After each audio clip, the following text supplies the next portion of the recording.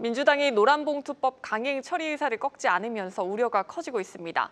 이재명 대통령도 노란봉투법에 대해 선진국 수준으로 맞춰야 할 부분이 있다고 발언했는데 실제로는 선진국에서도 유례가 없다는 게 전문가들의 설명입니다. 팩트체크해보겠습니다. 산업부 장슬기 기자 나와 있습니다. 장 기자, 먼저 간략하게 노란봉투법 통과 시 어떤 점이 가장 우려되는 부분인지부터 짚어볼까요? 네, 먼저 노란봉투법의 핵심은 노조법 제2조와 제3조 개정입니다. 이 쟁점이 되고 있는 부분은 크게 세 가지가 있는데요. 제가 먼저 하나씩 짚어드리겠습니다. 먼저 노조법 제2조 제2호는요. 사용자의 범위를 근로계약 체결 당사자가 아니더라도 근로자를 실질적으로 지배할 수 있는 지위에 있는 사람으로까지 확대했습니다. 그동안 단체교섭 당사자가 되려면 이 근로계약 체결 여부가 좀 기준이 됐었는데요.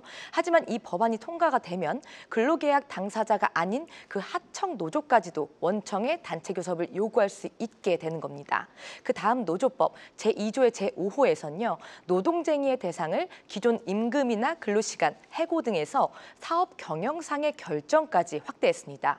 좀 쉽게 설명을 하면요. 그동안 노조의 쟁의 행위는 임금이나 부당해고 이런 문제들을 놓고 이루어졌다면 앞으로는 기업의 투자 결정이나 사업장 이전과 같은 이런 경영상 결정까지 쟁의 대상이 될 수 있다는 겁니다.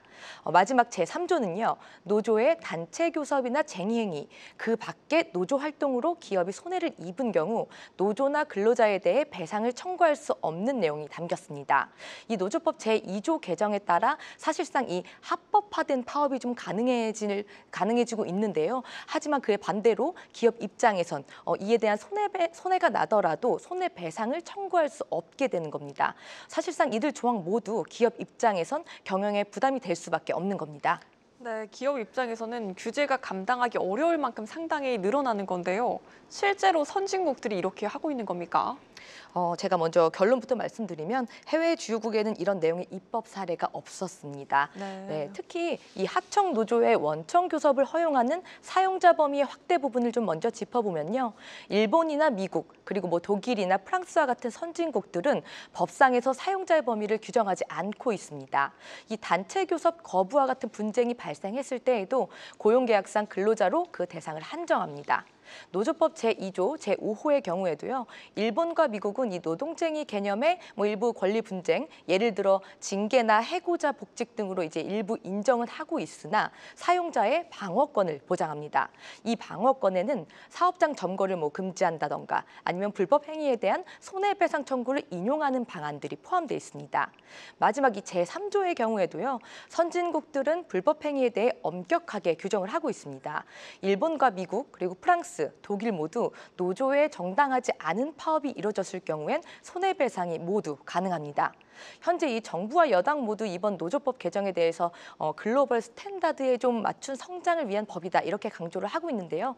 하지만 이렇게 실제 해외 사례를 들여다보면 한국처럼 노조의 권한을 확대해서 명시하고 있지 않고 일부 파업을 인정한다 하더라도 이 기업에게 방어권을 주고 있다는 점에서 우리의 노란봉투법과는 큰 차이가 있었습니다. 네, 그래서 최근 선진국인 주한 유럽 또 주한 미국 상공회의소가 한국 투자에 부정적일 수 있다고 우려를 전한 거군요. 네, 맞습니다. 최근에 경제단체들이 좀 국회를 직접 찾아서 이 노조법 개정 반대 목소리를 낸 바가 있는데요. 그에 이어서 주한 미국 상공회의소에도 한국 투자 매력도에 부정적 영향을 줄 수 있다는 이런 평가가 좀 나왔습니다. 실제로 이 외국 기업들은 노동 관련 규제로 인한 법적 리스크에 상당히 민감한 편입니다. 미국 상인은 이런 변화가 한국에 진출해 있는 글로벌 기업들의 경영 그리고 법적 전반에 부담을 높일 수 있다고 지적합니다. 실제 이 경영 환경 설문조사에서도요. 외국계 기업들의 주요 애로사항으로 규제의 예측 가능성 부족이 좀 꼽혔습니다.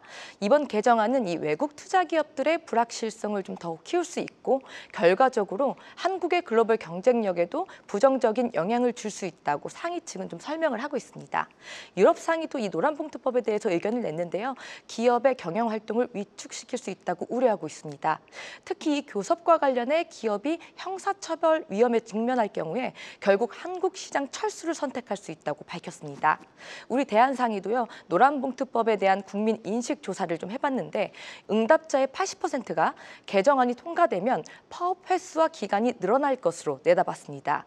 특히 절반가량의 국내 기업들은 이 개정안이 통과되면 국내 사업 축소와 철수를 고려하고 해외 사업 비중을 확대하겠다는 응답을 내놓기도 했습니다. 네, 여기까지 듣겠습니다. 산업부 장슬기 기자였습니다.